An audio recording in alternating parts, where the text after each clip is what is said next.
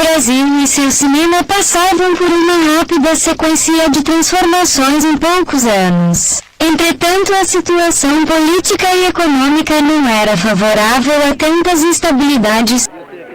O Brasil e seu cinema passavam por uma rápida sequência de transformações em poucos anos. Entretanto, a situação política e econômica não era favorável a tantas instabilidades, uma economia em crise. O dragão da inflação comia mais dos salários a cada mês e a ditadura militar passando por uma reviravolta. Foi sob essas circunstâncias que se encontrava o cinema brasileiro no meio da década de 80. Em 1964 estava sendo filmado por Eduardo Coutinho o filme Cabra Marcado para Morrer. Nesse momento entrou em cena a ditadura militar. Várias pessoas da equipe de filmagem foram presas sob a alegação de comunismo e outras se dispersaram.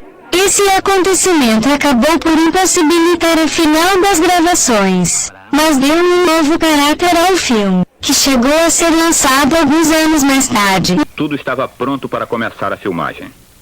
Mas no dia 15 de janeiro de 1964, houve um conflito perto de Sapé, envolvendo de um lado policiais e empregados de Musina, e do outro camponeses. 11 pessoas morreram no conflito. A região foi então ocupada pela Polícia Militar da Paraíba, tornando impossível a filmagem no local. Na emergência, fui obrigado a transferir as locações. E encontrei o lugar ideal em Pernambuco, no Engenho Galileia, onde tinha nascido a primeira Liga Camponesa em 1955. Quando chegamos a Galileia, no município de Vitória de Santo Antão, a uns 50 quilômetros de Recife, recomeçamos a preparação da filmagem. Com a autorização da diretoria da Liga e a colaboração dos moradores, escolhemos as locações e os atores.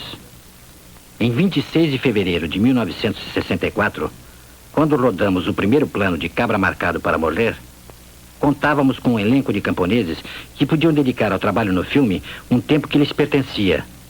Eles eram agora donos de suas terras, graças a uma luta de 4 anos que culminou na desapropriação de Galileia. João Mariano, que fazia o papel de João Pedro Teixeira, não era de Galileia. Depois de ter sido expulso de um engenho onde trabalhava na cana, ele tinha ido morar em Vitória de Santo Antão. De religião protestante como João Pedro, João Mariano foi contratado juntamente com 5 de seus filhos. Sobre estas imagens, mostrando a volta da cidade para o campo da família Teixeira, iriam ser colocados os letreiros de apresentação do filme.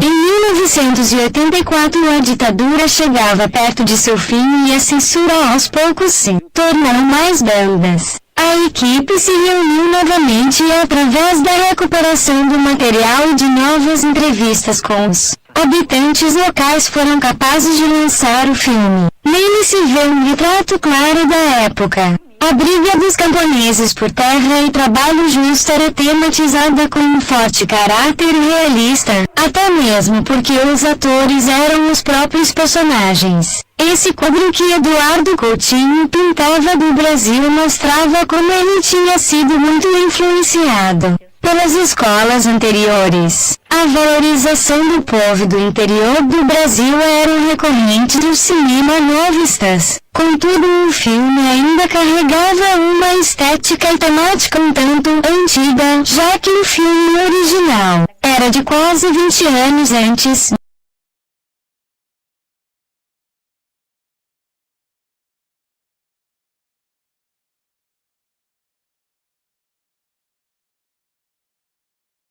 No ano seguinte, 1985, foi lançado o filme Beijo da Mulher-Aranha, no ano do fim da ditadura militar. Nessa época a decadência do cinema nacional brasileiro se acentuava e era cada vez menor o seu número de exibições nas salas de cinema. Logo o mercado adotava novas técnicas para atrair o espectador, mas tenta se manter no cinema de autor, tradição muito forte deixada pelo cinema novistas. O filme foi rodado em inglês, mas ambientado no Brasil. Isso mostra uma tentativa de internacionalização dos acontecimentos do filme, que é, por sua vez, Uma paródia suavizada do recém-terminado governo militar. Essa vontade de tornar o contexto do filme mais globalizado não se deve apenas ao fato de tentar driblar a censura, ainda presente de muitas formas, mas de mostrar ao mundo que o cinema brasileiro pode alcançar o patamar de qualquer outro cinema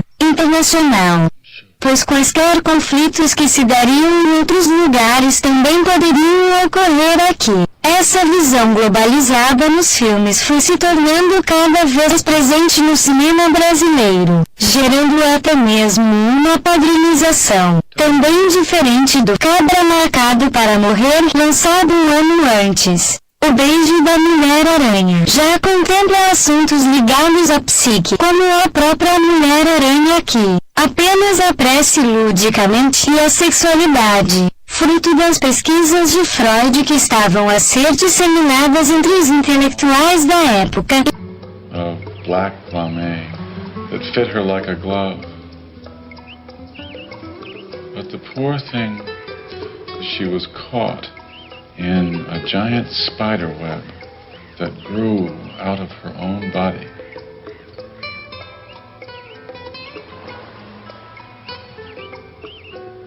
One day, a shipwrecked man drifted onto the beach.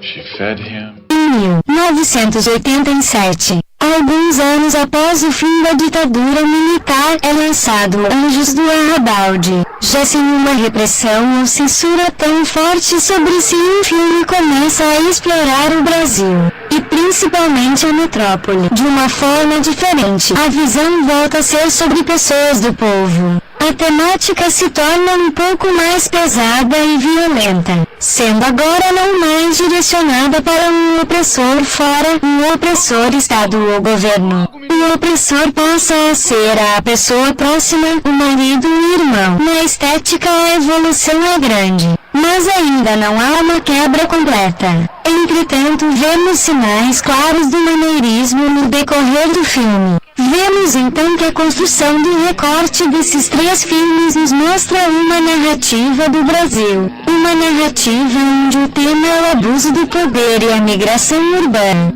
Esse quadro se desenha a partir de Cabra Marcado para Morrer, que discute desde a ocupação dos camponeses até a censura e repressão impostos pelo governo militar. Desde aí já fica explícita a violência utilizada sobre o povo em geral. Em O Beijo da Mulher-Aranha, vamos essa discussão já num tom mais sombrio e globalizado. Embora bem abrasileirado, a violência não é algo a acontecer. É o resultado de um sistema em andamento, a própria prisão. Chegando assim quase a uma metalinguagem, dando referências à realidade a outros filmes dentro de si mesmo.